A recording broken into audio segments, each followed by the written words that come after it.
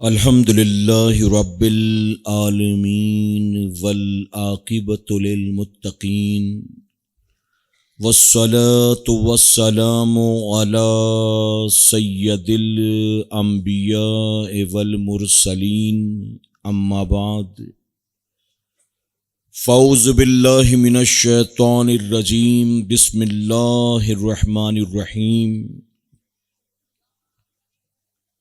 یا ایھا الذین آمنوا اتقوا اللہ وکونوا مع الصادقین صدق اللہ مولانا العلی العظیم۔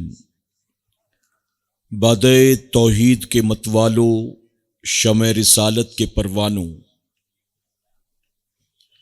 غوث و خواجہ و رضا کے چاہنے والوں، آئیے سب سے پہلے ہم اور آپ نہایت ہی ادب اور احترام کے ساتھ اپنے اور ساری کائنات کے مرکز عقیدت جناب محمد الرسول اللہ صلی اللہ تعالی علیہ وسلم کی بارگاہ بے کس پناہ میں جس طرح سے میں آپ کو پڑھاؤں میرے ساتھ مل کر پورا مجمع بآواز بلند ہدیہ غلامی درود و سلام کے انداز میں پیش کر لیں۔ الصلاۃ والسلام علیک یا رسول اللہ، الصلاۃ والسلام علیک یا رسول اللہ۔ آپ حضرات بھی پڑھیں اور ایک ساتھ مل کر پڑھیں۔ الصلاۃ والسلام علیک یا حبیب اللہ، الصلاۃ والسلام علیک یا حبیب اللہ، الصلاۃ والسلام علیک یا نبی اللہ، الصلاۃ والسلام علیک یا نبی اللہ، وعلی آلک وعلی آلک واصحابک واصحابک یا نور اللہ یا نور اللہ، صلی اللہ تعالی علیہ وسلم۔ صلی اللہ تعالی علیہ وسلم۔ رب کعبہ کی بارگاہ میں دعا ہے، مولا اپنے حبیب صاحب لولاک صلی اللہ تعالی علیہ وسلم کے صدق و طفیل ہم تمام حاضرین اور سامعین کو تو خیر و عافیت کے ساتھ ماہ رجب، ماہ شعبان و ماہ رمضان المبارک نصیب فرما۔ ہمیں ان تمام برکت والے حرمت والے مہینوں کا احترام کرنے، اس کا حق ادا کرنے، اپنے آپ کو ہر طرح کے گناہوں سے بچانے اور خوب نیکیاں کر کے تجھے راضی کرنے کی توفیق عطا فرما۔ میرے کریم، آج کے اس اجتماع میں ہم جو کچھ بھی سنیں، جو کچھ بھی سیکھیں، ہمیں اس پر تمام عمر عمل کی، اور جن باتوں پر ہمارا عمل ہو اسے لوگوں میں عام کرنے کی توفیق نصیب فرما۔ غریب جائیں تو جائیں کہاں غریب نواز،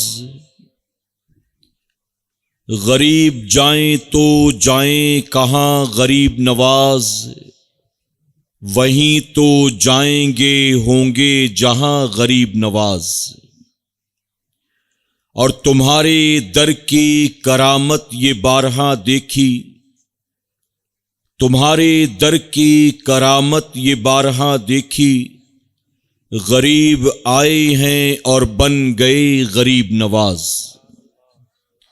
اور کسی نے بہت خوب کہا، ہمارے دین کی حقانیت کے یہ دونوں شاہد ہیں، ہمارے دین کی حقانیت کے یہ دونوں شاہد ہیں، معین الدین اجمیری، محی الدین جیلانی۔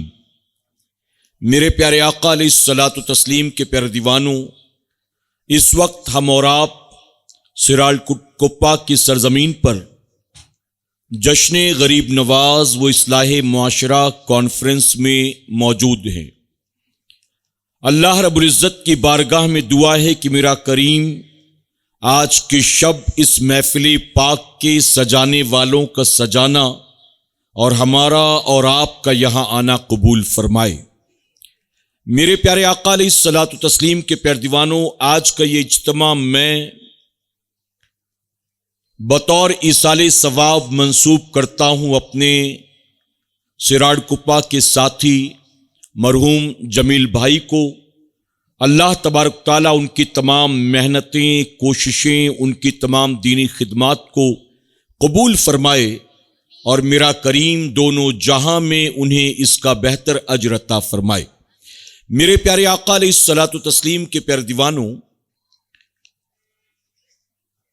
اس وقت ہم اور آپ سردیوں کے موسم میں کھلے آسمان کے نیچے بیٹھے ہوئے ہیں، اور یقیناً ہمارا اور آپ کا اس وقت اس کھلے آسمان کے نیچے آ کر جمع ہونا اپنی ذات کے لیے نہیں ہے، کسی ذاتی اور دنیاوی مفاد کے لیے نہیں ہے، بلکہ ہمارا یہاں جمع ہونا صرف اور صرف اللہ اور اس کے رسول صلی اللہ علیہ وسلم کے ذکر پاک کے لیے ہے۔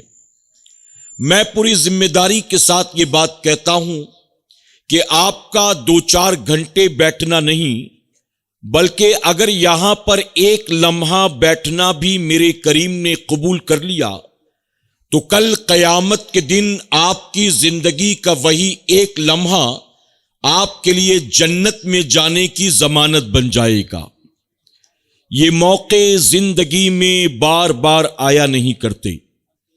اللہ رب العزت کا بے پناہ کرم اور احسان ہے کہ اس نے ہمیں اپنے گھروں سے نکل کر اس کھلے میدان میں اپنے ذکر پاک کی بابرکت محفل میں آنے کی توفیق عطا کی۔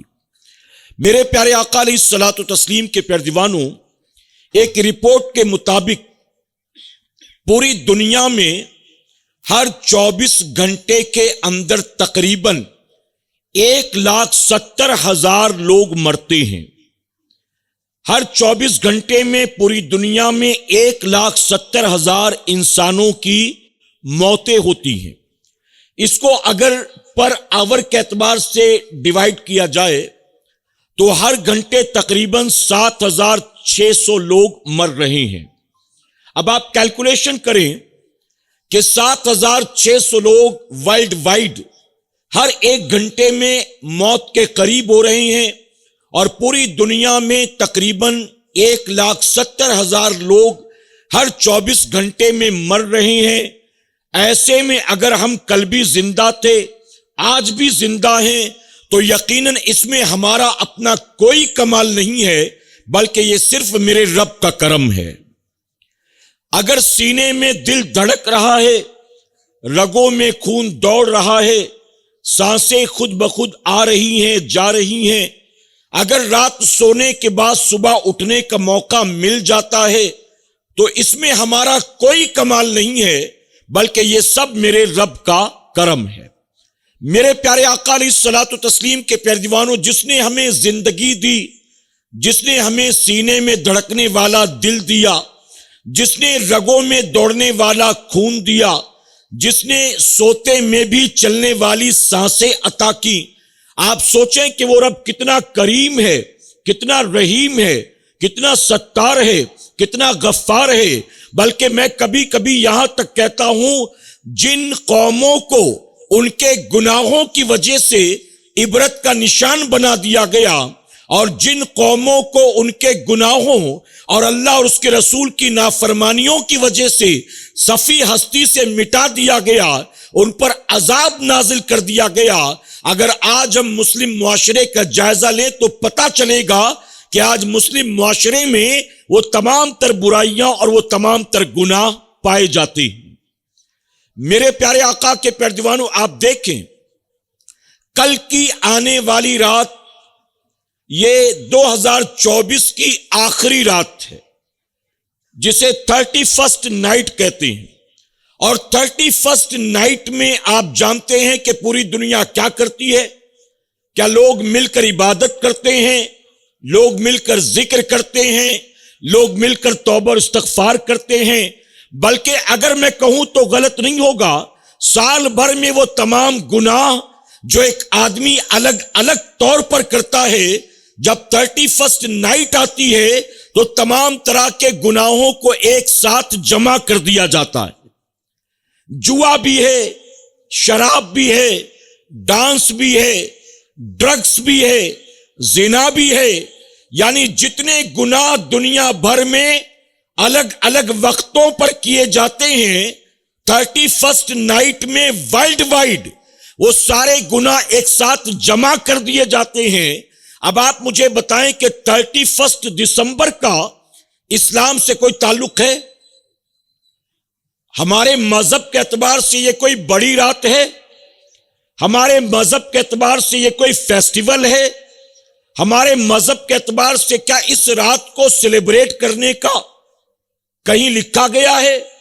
میرے پیارے آقا کے پیارے دیوانوں، آپ نے کہا نہیں، اسلامی اعتبار سے نہ یہ کوئی بڑی رات ہے، نہ کوئی بڑا دن ہے، نہ ہمارا کوئی تہوار ہے، نہ اس رات کی کوئی فضیلت آتی ہے، نہ اس میں عبادت کا کوئی حکم آتا ہے، کچھ بھی نہیں۔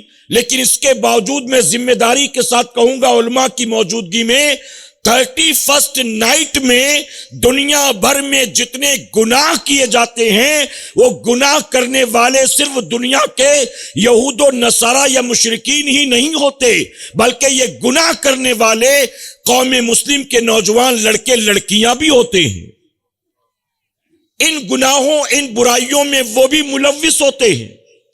میرے پیارے آقا کے پیارے دیوانوں، 1 تاریخ سے غالباً ماہ رجب کا آغاز بھی ہونے والا ہے، جو اسلامی سال کا 7واں مہینہ ہے۔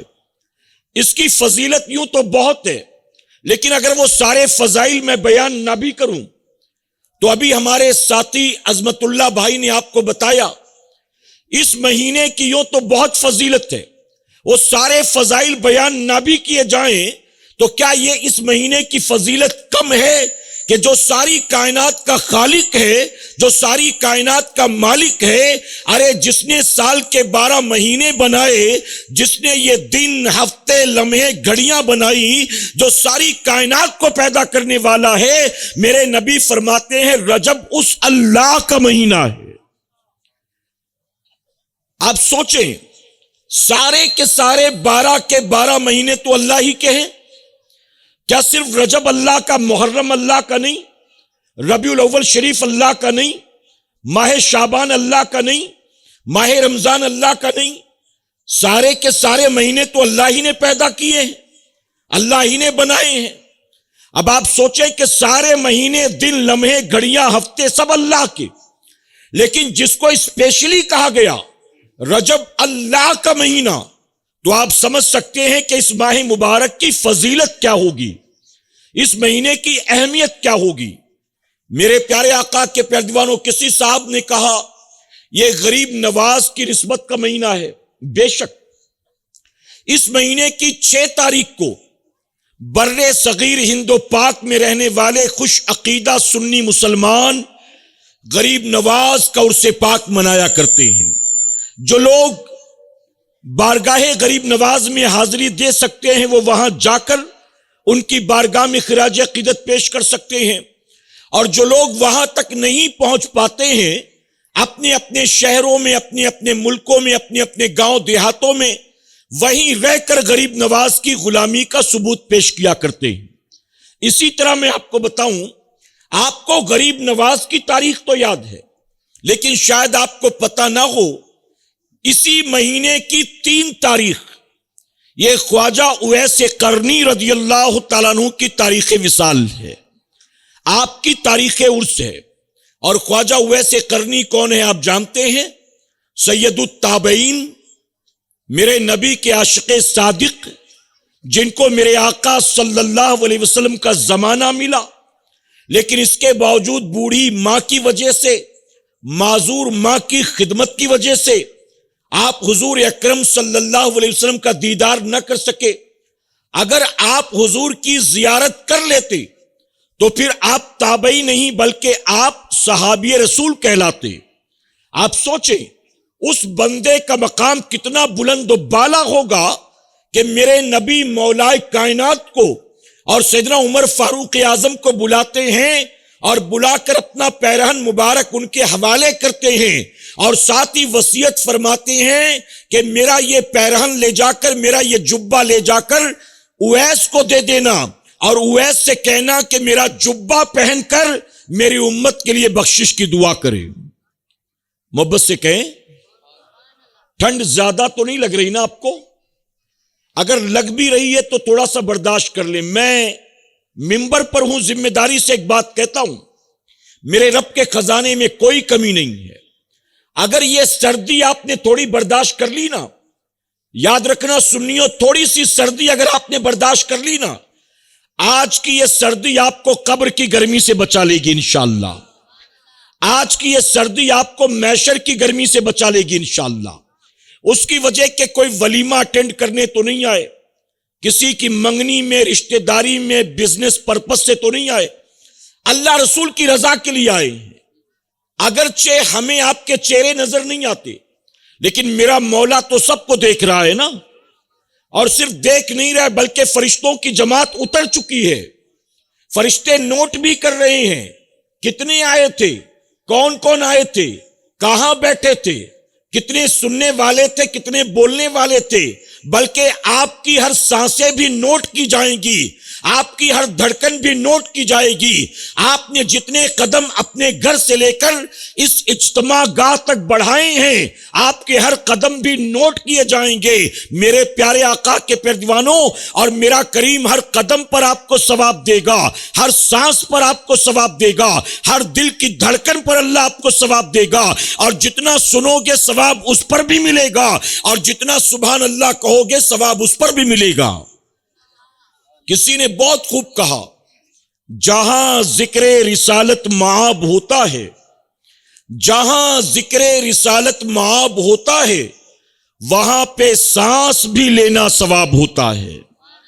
تو اس محفل میں بیٹھے ہیں جہاں سانس بھی لینے پر میرا کریم انعام عطا فرماتا ہے۔ تو میرے پیارے آقا علیہ الصلوۃ والتسلیم کے پیارے دیوانوں، آپ اندازہ لگائیں، ہم جن کے وسیلے سے رب کی بارگاہ میں دعا کرتے ہیں، وہ رحمت للعالمین آقا، وہ امام الانبیاء، اپنا پیرہن مبارک بیچتے ہیں اپنے عاشق کو اور کہتے ہیں اویس سے کہنا میری امت کے لیے بخشش کی دعا کرے۔ اویس سے کہنا، آپ سوچیں ان کا مقام کتنا بلند و بالا ہوگا کہ جس سے رسول اللہ خود دعا کے لیے کہتے ہوں۔ اور یہاں ایک بات اور معلوم ہو گئی کہ نیکوں سے دعاؤں کی درخواست کرنا یہ میرے نبی کی سنت مبارکہ ہے۔ اگر آپ امام صاحب سے کہیں کہ حضرت دعا میں یاد رکھیے گا، مبلغ صاحب سے کہیں یا پیر صاحب سے کہیں کہ دعا میں یاد رکھیے گا، تو یہ دعا کی درخواست کرنا بھی میرے آقا کی سنت مبارکہ ہے۔ میرے پیارے آقا علیہ الصلوۃ والتسلیم کے پیارے دیوانوں، تو سیدنا اویس قرنی کی تاریخ وصال بھی ہے، اسی طرح امام جعفر صادق رضی اللہ تعالیٰ عنہ کی تاریخ وصال بھی ہے، مولا کائنات کی تاریخ ولادت بھی ہے، اسی طرح سے حضرت امیر معاویہ رضی اللہ تعالیٰ عنہ کی تاریخ وصال بھی آتی ہے۔ تو اس مہینے میں اگر آپ کے گھر میں سنی دعوت اسلامی کا کیلنڈر لگا ہو تو میری گزارش ہے کہ کیلنڈر پر آپ نظر رکھیں گے تو آپ کو تمام بزرگوں کے ولادت کی، وصال کی، شہادت کی، عرس پاک کی تاریخیں مل جائیں گی۔ اور میں گزارش کروں گا کہ اس مہینے میں صرف غریب نواز کو اور صرف امام جعفر صادق کو یاد نہ کرو، ان بزرگوں کے نام پر بھی نظر و نیاز کرو کہ مولا کائنات کے نام پر بھی فاتحہ ہونا چاہیے، اویس قرنی کے نام پر بھی فاتحہ ہونا چاہیے، اسی طرح کاتب وحی الہی حضرت امیر معاویہ رضی اللہ عنہ کے نام پر بھی ہم سنیوں کے گھر میں فاتحہ ہونا چاہیے کہ انشاءاللہ۔ اس کی وجہ کہ یہ وہ اللہ والے ہیں کہ جن کی قربانیوں کی وجہ سے دین ہم تک پہنچا ہے۔ بتائیے ہے نا، ان کی قربانیوں کی وجہ سے میرے پیارے آقا کے پیروانوں۔ تو یہ بڑی بڑی تاریخیں آتی ہیں، حرمت والے 4 مہینے، 4 مہینے حرمت والے، یعنی 12 مہینوں میں 4 مہینے ایسے ہیں جو اللہ کے نزدیک حرمت والے ہیں۔ ان میں ایک ماہ رجب ہے، اور اس کے بعد جو 3 مہینے آتے ہیں وہ ایک ساتھ آتے ہیں، یہ الگ ہے۔ پھر اس کے بعد جو 3 آتے ترتیب وار، ذی القعدہ، ذی الحجہ اور محرم الحرام، یہ 4 حرمت والے۔ اب ان 4 مہینوں میں یعنی اللہ کے نزدیک 12 مہینوں میں یہ 4 مہینے بزرگی والے۔ ان 4 مہینوں میں اگر آپ اسپیشلی کچھ عبادت کر سکیں، تلاوت کر سکیں، صدقہ خیرات کر سکیں، نوافل کی کثرت کر سکیں تو بہت اچھا، اور اگر آپ یہ سب نہ کر سکیں تو کم سے کم میری درخواست اتنی تو ضرور ہے، اگر ان 4 حرمت والے مہینوں میں آپ ایکسٹرا عبادت نہ کر سکیں تو کم سے کم یہ تو طے ہی کر لیں کہ ان مہینوں میں اپنے آپ کو گناہوں سے ضرور بچائیں گے، کہ انشاءاللہ ان مہینوں میں اپنے آپ کو گناہوں سے ضرور بچائیں گے۔ کوئی بھی فلم ریلیز ہو، ہمارا اس سے کوئی لینا دینا نہیں، فلم کتنی بھی ہٹ ہو، گانے کتنے بھی لوگوں کو پسند آتے ہوں، اس کے ریویوز کتنے ہی پازیٹیو کیوں نہ آتے ہوں، بڑے بڑے یوٹیوبرز اس کی تعریف کرتے ہوں، لیکن بتائیے کیا ہمارا ان چیزوں سے کوئی تعلق ہے؟ میرے پیارے آقا کے پیروانوں، عبادت کر سکو تو الحمدللہ، نہیں کر سکو تو کم سے کم یہ تو طے کر لو کہ گناہ سے بچیں گے، کہ انشاءاللہ۔ اور یاد رکھنا سنیوں، اللہ رحیم ہے، کریم ہے، ستار ہے، غفار ہے۔ اگر اللہ کسی بندے کو بخشنا چاہے تو جس نے زندگی میں کبھی بھی اللہ کا سجدہ نہ کیا ہو، اللہ قیامت کے دن اس بندے کو بھی بے حساب کتاب جنت میں داخل کر دے۔ لیکن یہ بھی یاد رکھنا، وہی اللہ قہار بھی ہے، وہی اللہ جبار بھی ہے۔ فرمایا کہ اللہ اگر قیامت میں کسی بندے کو پکڑنے پر آ جائے تو اس نے پوری زندگی تہجد میں گزاری ہو، چاشت اشراق اوابین کا پابند رہا ہو، اس نے زکوٰۃ کے ساتھ خوب صدقہ خیرات بھی کیا ہو، اس نے کئی حج کر رکھے ہو، ہر سال کئی عمرہ کرتا ہو، اس کے باوجود اگر اللہ پکڑ کرنے پر آ جائے تو قیامت میں اپنے بندے کی پکڑ کر لے، اور اللہ کسی بندے کی پکڑ کر لے تو اللہ کی پکڑ سے کیا اسے کوئی بچا سکتا ہے؟ آپ جانتے ہو، یہاں 2 مثالیں دیتا ہوں۔ بخاری شریف کی حدیث مبارکہ، ایک ناچنے والی عورت، رقاصہ، ناچتی گاتی، میرے نبی نے فرمایا ایک مرتبہ کہیں چلی جا رہی تھی، شاید کسی دولت مند کی محفل میں ناچنے گانے جا رہی ہوگی، راستے میں نظر پڑی ایک کتا زمین پر پڑا تڑپ رہا تھا، قریب گئی دیکھا تو اس بات کا احساس ہوا کہ کتا پیاس کی وجہ سے تڑپ رہا، آنکھیں پلٹ چکی ہیں، حلق سوکھ کر کانٹا، زبان باہر آ چکی، دل کی دھڑکنیں تھمنے والی، چلتی سانسیں رکنے والی۔ اس ناچنے والی عورت نے جب دیکھا تو سمجھ گئی کہ یہ پیاس کی وجہ سے مر رہا۔ اب اس نے سوچا اگر اس کو پانی پلا دوں تو مرنے سے بچ جائے، دوڑی، دائیں بھاگی، بائیں بھاگی کہ کہیں تو پانی مل جائے۔ کچھ دوری پر ایک کنواں نظر آیا، بھاگتی ہوئی کنویں پر پہنچی، اندر جھانک کر دیکھا تو پانی موجود تھا، لیکن کنویں کے اوپر کوئی ڈول نہیں، رسی، برتن نہیں۔ اب پانی نکالے تو نکالے کیسے؟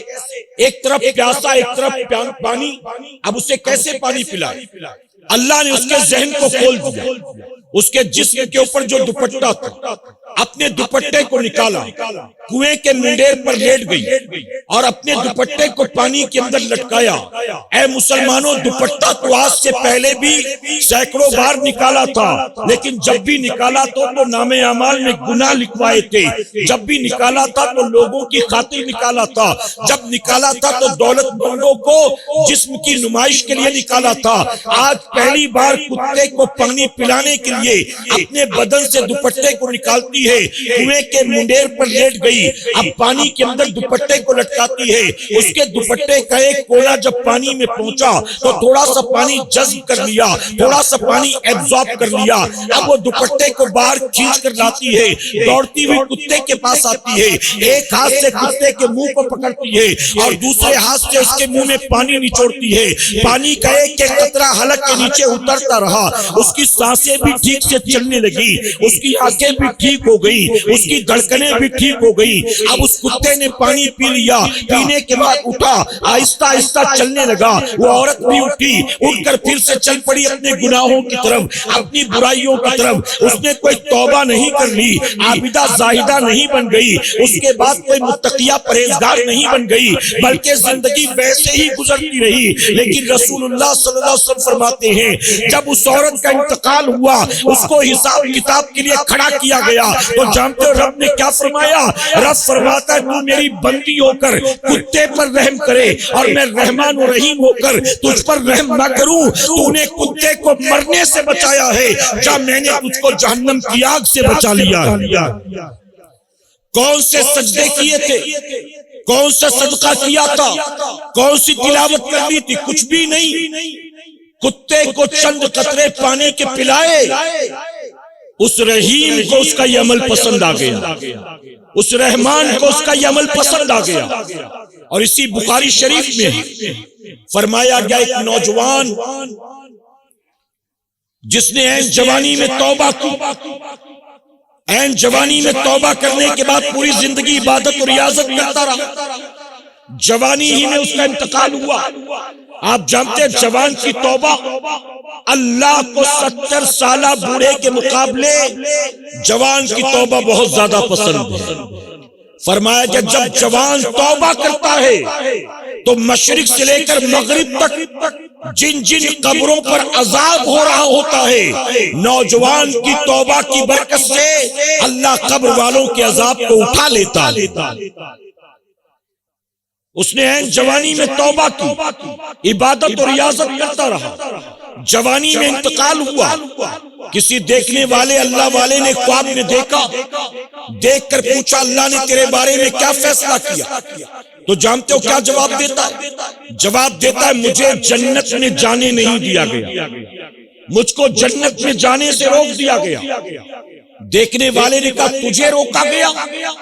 تو نے جوانی میں توبہ کی، زندگی بھر عبادت کرتا رہا، تجھے جنت میں جانے سے کیوں منع کر دیا گیا؟ تو جانتے وہ کیا کہتا ہے؟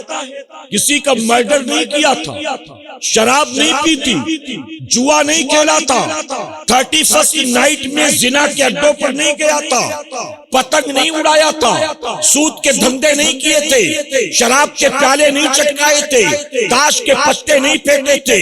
اس نے کیا کیا تھا؟ وہ کہتا ہے کہ ایک مرتبہ میرے دوست نے مجھے اپنے گھر دعوت پر بلایا، دعوت سے فارغ ہونے کے بعد میں اپنے گھر چلا جا رہا تھا، کچھ دور جانے کے بعد مجھے محسوس ہوا کہ میرے دانت میں کوئی چیز پھنس گئی ہے۔ اپنے دانت میں خلال کرنے کی نیت سے میں نے قریب موجود ایک کچے مکان کی چھت سے ایک تنکا نکال لیا، یعنی گلی میں ایک کچا مکان تھا، اس کچے مکان کی چھت سے میں نے ایک تنکا نکالا اور نکال کر اپنے دانت کو صاف کیا اور صاف کر کے تنکا پھینک دیا۔ جب اللہ کے حضور حساب کتاب کے لیے کھڑا کیا گیا تو اللہ نے فرمایا تو نے مالک مکان کی اجازت کے بغیر تنکا لیا کیسے؟ اب جب تک مکان مالک تجھے معاف نہیں کرے گا میں تجھے جنت میں نہیں جانے دوں گا۔ آپ سوچئے کتنا بڑا جرم کیا تھا، کتنا بڑا پاپ کیا تھا۔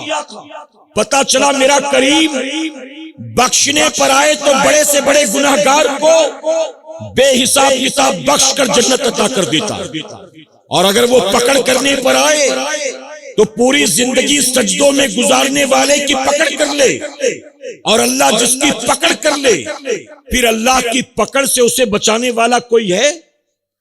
اے میری قوم کے جوانوں، ایک تلخ بات عرض کروں گا علماء کی موجودگی میں، برا مت مانیے گا۔ آج ہماری مینٹلٹی کیا بن چکی ہے؟ آپ سوچیں پوری زندگی عبادت کرنے والا ایک آدمی کے مکان سے تنکا نکال لیتا بن اجازت کے، اللہ اس کی پکڑ کر لیتا ہے۔ آج ہم کتنا کس کس کا کھا کر بیٹھے ہیں، ہمارے پاس تو کوئی حساب ہی نہیں ہے۔ حرام کا کھاتے کہ حلال کا کھاتے ہیں، جو کھا رہے جائز ہے کہ ناجائز ہے، کسی کا مال غبن کر کے، فراڈ کے دھندے کر کے، جھوٹ کے کاروبار کر کے، وعدہ خلافی کر کے، 4 پیسے زیادہ منافع کے لیے کم ناپ کر، کم تول کر، مال میں ملاوٹ کر کے، میرے پیارے آقا کے پیروانوں، معذرت کے ساتھ کہوں گا، آپ کے کرناٹک میں پچھلے کئی سالوں سے آ رہا ہوں، اور جہاں بھی جاتا ہوں، جس علاقے میں جاتا ہوں، مسلمانوں میں جتنی برائیاں تیزی سے پھیل رہی ہیں، ان برائیوں میں مجھے دو برائیوں کے بارے میں اکثر کہا جاتا ہے۔ بے نمازی ہونا یہ بات پرانی ہو چکی ہے، گالی گلوچ دینا یہ بات پرانی ہو چکی ہے، جھوٹ بولنا یہ بات پرانی ہو چکی ہے، اپنے ماں باپ کی نافرمانی کرنا یہ بات پرانی ہو چکی ہے، لڑکے لڑکیوں کا لڑکوں سے دوستی کرنا یہ بات پرانی ہو چکی ہے۔ اب مسلمانوں میں دو برائیاں جو تیزی سے پھیل رہی ہیں، ایک تو سود کا دھندا ہے اور دوسرا نشاور چیزوں کے عادی بننا ہے۔ سود کا دھندا زوروں پر پھیل رہا ہے، لے رہی ہیں، دے رہی ہیں، کھا رہی ہیں، پی رہی ہیں، اور اسی طرح سے قوم مسلم کا نوجوان تیزی کے ساتھ نشاور چیزوں کی طرف جا رہا ہے۔ مسلمان عورتوں میں بے حیائی عام ہے اور مسلمان مردوں میں بے غیرتی عام ہے۔ شراب پینا، ڈرگز لینا، جوا کھیلنا، یہ بالکل عام باتیں ہو چکی ہیں۔ میرے پیارے آقا علیہ الصلوۃ والتسلیم کے پیروانوں، کیا آپ کو نہیں پتا یہ وہ تمام چیزیں ہیں جس سے اللہ اور اس کے محبوب صلی اللہ علیہ وسلم نے ہمیں اور آپ کو 1450 سال پہلے منع کر دیا، جن چیزوں کو ناجائز و حرام قرار دے دیا گیا۔ آنکھ بند کر مسلمان وہ کام کرتا ہے۔ مجھے آپ بتائیں، سود لینے دینے میں آپ کو بڑا فائدہ نظر آتا ہے، کیا شرعاً سود کا کاروبار کرنا، چاہے لینا ہو چاہے دینا ہو، چاہے لکھت پڑھت کرنا ہو، چاہے گواہی دینا ہو، گارنٹی دینا ہو، چاہے کسی کو دلانا ہو، کیا یہ بتائیے شریعت کے اعتبار سے جائز ہے؟ جائز ہے۔ سود لینے والے دینے والے سن لے اچھی طرح سے، اور یہ بیماری وہ ہے جو عورتوں میں بھی بہت عام ہو چکی ہے۔ اڑوس پڑوس کی عورتیں آ کر کہتی 10,000 لے لو، ہر ہفتے 2,000 کر کے دینا۔ عورت کہتی مجھے ضرورت نہیں، پھر بھی لے لو، کیا فرق پڑتا ہے؟ پھر ذہن میں شیطان یہ بات ڈال دیتا ہے کہ چلو 10,000 لے کر رکھ لیتے ہیں، 2 کر کے تو لوٹانا ہے، نقصان کیا ہے؟ آپ کے اسی کرناٹک میں کئی کیسز ایسے آئی ہیں کہ عورتوں نے سود پر پیسے لیے، اور جب ایک وقت ایسا آیا کہ وہ پیسے نہ لوٹا سکیں، تو پیسے نہ لوٹا پانے کی وجہ سے یا تو انہیں اپنی عزت داؤں پر لگانی پڑی، یا تو عزت کو بچانے کے لیے انہیں خودکشی کرنی پڑی۔ بتائیے کوئی ڈھکی چھپی باتیں ہیں؟ آپ کو نہیں پتا ہے؟ یہ دن رات ہو رہا ہے۔ میرے آقا صلی اللہ علیہ وسلم نے فرمایا، سود جو کھاتے پیتے ہیں سن لیں، میرے نبی فرماتے ہیں کہ اگر کسی نے حرام کا ایک لقمہ اپنے حلق کے نیچے اتارا، چاہے وہ سود کا ہو، چاہے وہ جوئے کا جیتا پیسہ ہو، چاہے وہ فراڈ کا ہو، چاہے وہ جھوٹ کا ہو، چاہے کسی کا غبن کر کے کھاتے ہو، اگر شریعت کے اعتبار سے وہ لقمہ حرام ہے تو میرے نبی نے فرمایا حرام کا ایک لقمہ حلق کے نیچے اترے گا، اللہ 40 دن تک تمہاری نہ عبادت کو قبول کرے گا نہ تمہاری دعا کو قبول کرے گا۔ اس کے بعد ہاتھ اٹھا کر جمعہ میں دعا کرنا، اے اللہ فلسطین کے مسلمانوں پر رحم کر، اے اللہ غزہ کے مسلمانوں پر رحم کر، اے اللہ یمن و سیریا کے مسلمانوں پر رحم کر۔ جب پیٹ حرام لقموں سے بھر رکھا ہے، اللہ کیا ایسی دعائیں قبول فرمائے گا؟ میرے نبی نے 1450 سال پہلے فرمایا، ایک آدمی طویل سفر طے کر کے حرم میں داخل ہوا، خانہ کعبہ کے قریب گیا، خانہ کعبہ کی دیواروں سے لپٹ کر اللہ کی بارگاہ میں روتا ہے، گڑ گڑاتا ہے، دعائیں کرتا ہے۔ اے میرے صحابہ بتاؤ اللہ اس کی دعا قبول کرے گا کہ نہیں قبول کرے گا؟ صحابہ اکرام عرض کرتے یا رسول اللہ صلی اللہ علیہ وسلم، اس نے سفر کی صعوبتیں برداشت کی، حرم میں داخل ہوا، خانہ کعبہ کی دیوار سے لپٹ کر دعا کرتا ہے، رو رو کر دعا کرتا ہے، اس کی دعا بھلا قبول کیوں نہیں ہوگی؟ آقا فرماتے ہیں اس کی دعا اللہ ہرگز قبول نہیں فرمائے گا۔ صحابہ حیران رہ گئے، ایسے آدمی کی بھی دعا قبول نہیں ہوگی، آخر وجہ کیا ہے؟ تو میرے نبی فرماتے ہیں اس کے جسم کے اوپر حرام کی کمائی کا لباس ہوگا اور اس کے پیٹ کے اندر حرام کی کمائی کا لقمہ ہوگا۔ ہوگا وہ دعا کرتے کرتے اس کے ہاتھ ٹوٹ بھی جائیں، حرام کھانے پینے والے کی دعا کو اللہ کبھی قبول نہیں فرماتا ہے۔ اور یہ بھی سن لو، آپ یہ سوچیں گے میری دعا قبول نہیں ہو رہی، چلو پیر صاحب سے کروا لیں، چلو مولانا صاحب سے، امام صاحب سے کروا لیں، فلاں سید صاحب آئے ان سے دعا کروا لیں۔ تو یہ بھی سن لو، اگر آپ کے پیر صاحب، آپ کی مسجد کے امام صاحب، اگر کوئی بڑا سے بڑا عالم دین بھی آپ کے حق میں دعا کرے تو آپ کے حق میں اس کی دعا بھی قبول نہیں ہوگی۔ میرے نبی نے 1450 سال پہلے فرما دیا، بے نمازیوں کے حق میں اللہ نمازی کی دعا کو قبول نہیں کرتا ہے۔ اگر شرابی ہے، سود خور ہے، جواری ہے، زانی ہے، اور یہ سوچے کہ میری دعا قبول نہیں ہو رہی ہے، امام صاحب دعا کریں گے میرا بیڑا پار ہو جائے گا، پیر صاحب دعا کریں گے میں تو سیدھے جنت میں چلا جاؤں گا، بہت بڑی غلط فہمی ہے۔ بے نمازی کے حق میں اللہ نمازی کی دعا بھی قبول نہیں فرماتا۔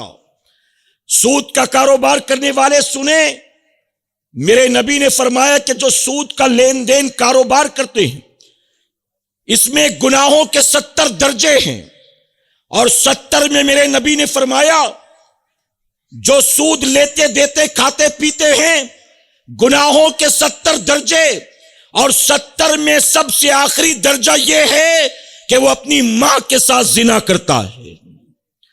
اب بتائیے، سب سے آخری درجہ یہ کہ ماں کے ساتھ زنا، تو اس سے بڑھ کر باقی جو ہوں گے وہ کیا ہوں گے؟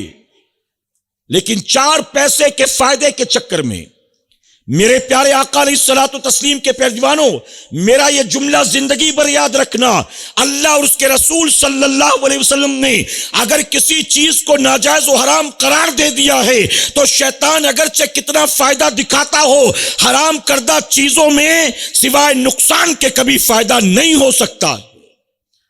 اگر اس میں کوئی فائدے کا پہلو ہوتا تو کیا اللہ نے مسلمان کو فائدے سے روکا ہوتا؟ کیا رسول اللہ نے اپنی امت کو فائدے سے روکا ہوتا؟ کیا اللہ رسول چاہتے ہیں کہ مسلمانوں کو فائدہ نہ ہو؟ اگر کسی چیز سے کہہ دیا گیا حرام تو اس میں سوائے گناہ کے، اس میں سوائے نقصان کے کبھی فائدہ نہیں ہو سکتا۔ اسے زندگی بھر یاد رکھیے گا۔ آپ کی توجہ ہے نا میری طرف؟ میرے پیارے آقا علیہ الصلوۃ والتسلیم کے پیروانوں، آنے والا مہینہ حرمت والا ہے، برکت والا ہے، بڑے بڑے بزرگوں کے عرص پاک کی نسبت والا ہے۔ ہمیں اس ماہ مبارک کا احترام کرنا ہے، ہمیں اس ماہ مبارک میں اپنے آپ کو ہر طرح کے گناہوں سے بچانا ہے، ہمیں اس ماہ مبارک میں زیادہ سے زیادہ رب رسول کی رضا والے کام کرنے ہیں۔ کہ انشاءاللہ میں نے اکثر مسلم علاقوں میں دیکھا، چاہے میں ممبئی کی بات کروں چاہے آپ کے علاقے کی، جہاں مسلمانوں کی میجورٹی رہتی ہے وہاں پر سونار کی دکانیں میں نے زیادہ دیکھی۔ میں نے سوچا مسلمان جیسے تیسے غربت میں گزارا کر رہا ہے، مہنگائی ہے، ریسیشن ہے، جابس جا رہی ہیں، کاروبار پہلے جیسے نہیں رہے، اور مسلمانوں کے محلے میں سونار کی دکانیں کھل رہی ہیں۔ کیا مسلم علاقے میں ان کا سونا اتنا بکتا ہے، ان کی جویلری اتنی بکتی ہے کہ روزانہ لوگ آتے ہیں خریدتے ہیں، اس لیے وہ یہاں پر یا تو خرید رہے ہیں یا تو کرائے پر دکان کھول رہے ہیں؟ کیا وجہ؟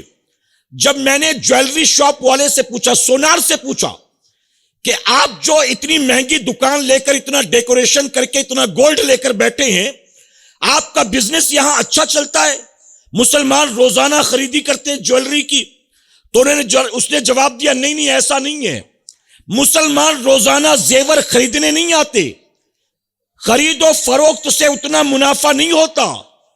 ہمارے یہاں روزانہ مسلمان اپنے زیور گروی رکھنے کے لیے آتے ہیں، اور ہمارا اصل دھندا وہی ہے۔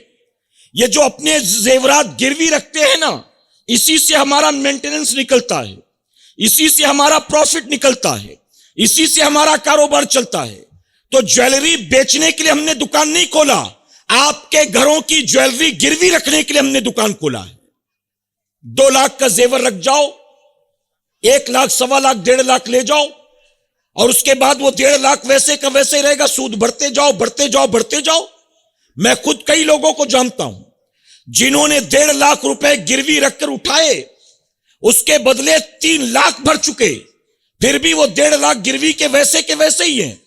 پھر وہ ہم جیسوں کے پاس آتے کہ حضرت تھوڑی مدد کر دیں، زیور چھڑانا ہے، حضرت تھوڑی مدد کر دیں، بیٹی کی شادی کی نیت سے ہم نے بنایا تھا لیکن گھر بنوانے کے لیے گروی رکھ دیا، اب چھڑانے کا انتظام نہیں ہو رہا ہے۔ ہم نے کہا پہلے مدد کے لیے آ جاتے تو شاید یہ نوبت نہ آتی، تب تو 10 15 20 ہزار میں شاید آپ کا کام ہو جاتا، لیکن آپ نے اپنی معمولی ضرورت کے تحت ہاتھ پھیلایا اور وہ کام کیا جس سے اللہ رسول نے منع کیا تھا۔ نتیجہ کیا ہوا؟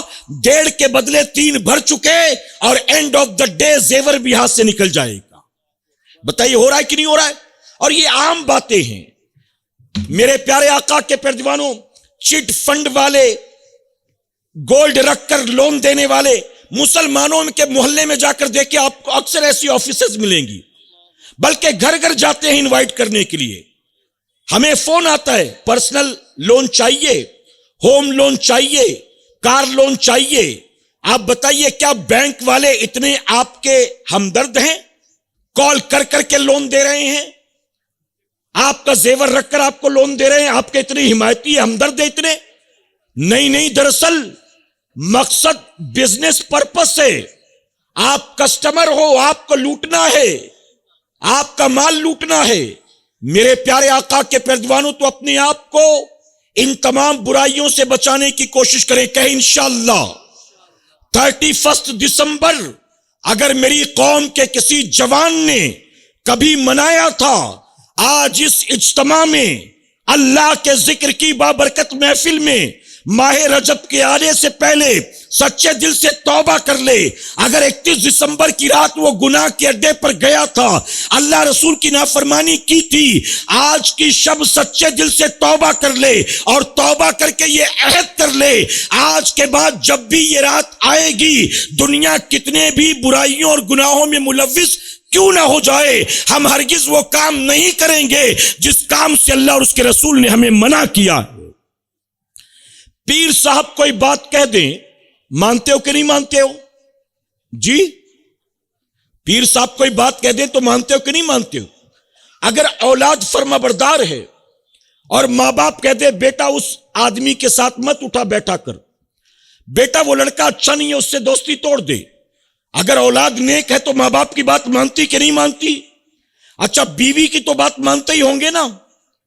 اگر بیوی آپ کو کوئی فرمائش کرتی ہے آج شام کو آتے آتے فلاں چیز لیتے آنا، مانتے ہو کہ نہیں مانتے ہو بات؟ اگر اس نے کہا کہ آج یہ چیز کھانی ہے یہ لے آنا، آج کھانا نہیں بناؤں گی میں، آج کھانا آتے آتے لے آنا، مانتے ہو کہ نہیں مانتے ہو بات؟ ارے دوست کوئی بات کہہ دے تو اس کی بات مانتے ہو کہ نہیں؟ اگر دوست کہہ دے میں کسی کام سے رانی بن نور جا رہا ہوں، میں کسی کام سے بنگلور جا رہا ہوں، چلے گا کیا؟ تو تیار ہو جاتے ہو کہ نہیں ہو جاتے ہو؟